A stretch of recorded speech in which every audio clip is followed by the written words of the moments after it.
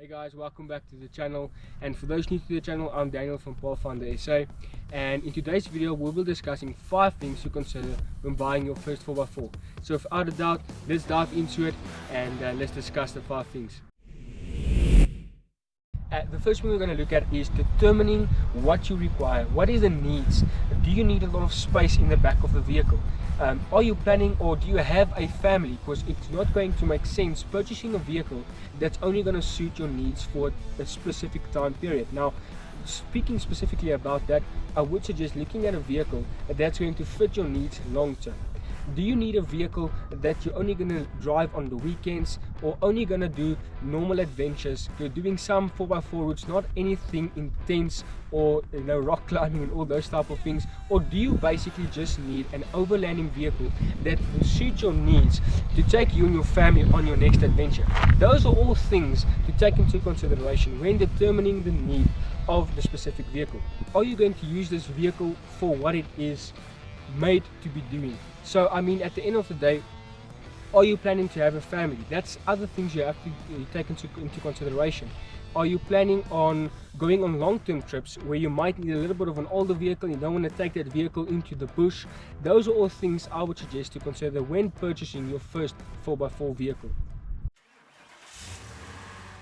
Point is researching different models for the capabilities and the needs that we've just determined. When you get to this point, I would really encourage you to go and look at different brand vehicles. Now, myself, I love Toyota and I love Mitsubishi. That's just my personal preference. I grew up with Range Rovers and Land Rovers, so for me it all comes down to what is the specific vehicle type that you want that would fit the needs we've just established. Now, looking and researching different models all determines where you want to take the vehicle. Do you want to go overlanding in Botswana? Do you want to just go to the Kruger National Park? Do you just want to go to a normal 4x4 route on the weekends? All of those specific needs will determine the model vehicle that you would purchase. Now, if you're looking at a 4x4, I would also suggest, does the vehicle have diff locks? Does the vehicle have front and rear diff locks? Does it only have traction control? All of those specific stuff you need to take into consideration when purchasing your first vehicle. You don't want to end up with a vehicle on later stage that you have to spend more money on the vehicle, getting the vehicle ready to go out on an adventure, when you could have just purchased the right vehicle from the start that fits all the capabilities and the model that you're looking for.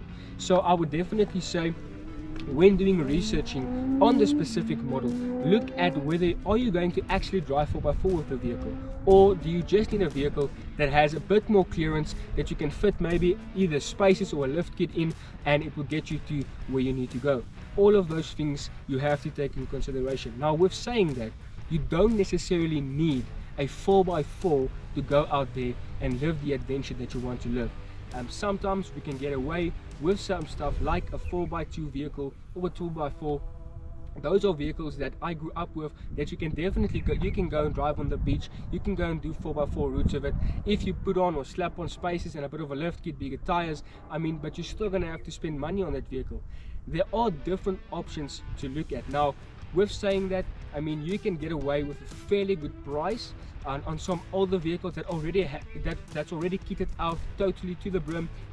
Bull bars, from winches to roof racks to awnings, all of these different things you can already purchase on an older vehicle model. If you're looking to go out in Africa or looking to go and do an overlanding trip, and you already just need a vehicle that is kitted out completely. Now, saying that, when we purchased this vehicle, we did not even take that into consideration. So those are things I would definitely say that you would have to look at when researching the different model. The third point we're going to touch base is the budget. Now, looking at the specific vehicle and the model, as well as determining the needs that we have now gone through, this will all come down to budget. What can we actually afford for the type of vehicle that we want? So all of those things you have to determine for yourself, but at the end of the day, I would definitely say, when it comes down to budget, look at a vehicle that how much is the services going to cost you? Secondly, are the parts available for the specific model vehicle that you want to purchase? So can you just drive up to the closest Toyota, Ford, whatever brand? Can you go to them and order the parts you need for the vehicle that you are purchasing? If the answer is no, and you're going to really have a difficult time getting the parts for the specific vehicle, I would definitely say look at a vehicle where parts are really available. You don't want to purchase a vehicle that's going to bite you further in the end, and then you're going to struggle not only to get parts but also people to work on that specific vehicle. I mean, let's be honest. If you buy an older vehicle, specifically referring to a Toyota, you are going to find those parts anywhere in Africa due to the fact that it's so available. I mean, everybody drives them. You know, there's so much dealerships and all of that. I'm not pushing Toyota, it's just an example. So for me, for the Mitsubishi, you know, the parts are available, but you have to order them through either really reliable sources or from the manufacturers themselves, and the time that you receive those parts do take some time. So those are things also that you have to take into consideration.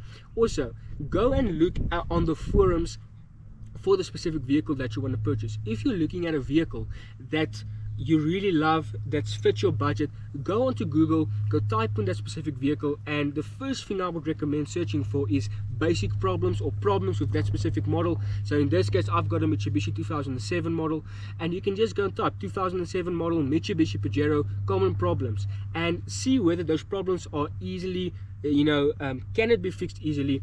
Is there reliable sources that can fix that problem? If not, do not even look into that vehicle. So that's just some tips and tricks I would use if I was buying another 4x4, is go and look at what are the common problems with that vehicle. That will also give you a better understanding when you go purchase that vehicle, what can you look for? You know, if you can determine what the common problems are and you're looking at a second-hand vehicle, you can look at those specific points and determine whether that vehicle has those problems or not. 5 things to consider when buying your first 4x4 is definitely the condition of the vehicle. What is the condition of the vehicle, not only in the engine bay but overall? Does the vehicle have any scratch, dent or rust in the vehicle? Now, when I purchased this vehicle specifically, I did have quite a few problems, and I mean, I purchased this vehicle directly from a dealership, you know, and from sensors to this and that. And definitely ask the dealership or the private owner for a history on the vehicle. And this is also coming to point 5, which we're going to touch base because they go hand in hand together, is a condition report on the vehicle. Do you have any historic information on the vehicle? Does the vehicle have a full service history? Now, if you are looking at this video and you're buying a vehicle brand new, obviously this is not going to, you know, be part of what you're going to look for. But I mean, if you're looking at this vehicle and you're buying a second-hand vehicle, definitely get underneath the vehicle, look whether the vehicle has any rust. You know, has the vehicle done some rough by 4 routes? You know, look at the bash plates. How does the bash plates look? You know, look at the diffs. If your vehicle has a live axle, I mean, this vehicle has got this vehicle's got IFS all around, so it doesn't have a live axle. So I had to look at how does the CV boots look, you know, are there any tears on the CV boots, how does the upper and lower control arms look? All of those type of things you need to take into consideration. Sorry for that. You need to take that into consideration when looking at a vehicle. Now, I mean, this vehicle specifically has a full service history, and although it did have a full service history, there were a lot of things in the vehicle specifically that I had to fix and look at. So, I mean, also, when you look at the type of vehicle that you want to purchase, like we said previously, determine what is your need and what do you want. For me specifically, I love the V6. That is another thing you're going to have to look at. What type of power do you want when it comes to the vehicle? But not to stray from the point, looking at the condition of the vehicle, I mean, there's so many platforms going around. There's so many, I want to say, groups that you can attend and that you can join to specifically look at the condition of the vehicle. Post the vehicle on the forums, post it on the Facebook groups for the specific vehicle or make of the vehicle, and ask around. Ask the people in the group, do they know this vehicle? Have they seen this vehicle before? Do they know the previous owners? What's the history of the vehicle? You can even go one step further, and this is what I did, is open the service book, call the people where the vehicle was serviced, ask them what was the last service, what was included into that service, so that you can get a better understanding of the investment that you're making for the long-term use of the specific vehicle. Now, looking at that and considering all 5 points, I want to say that it is all up to you. You have to determine what is the vehicle you want.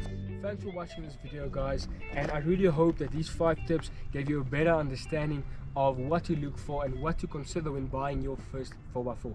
Now guys, 70% of you that's watching this video are not subscribed to the channel, so I'm going to encourage you, please hit that subscribe button below, put on the post notification bell, because in a week's time we're going to be releasing another video of what are the 5 basic things you need just to start camping. So stay tuned for that video as well.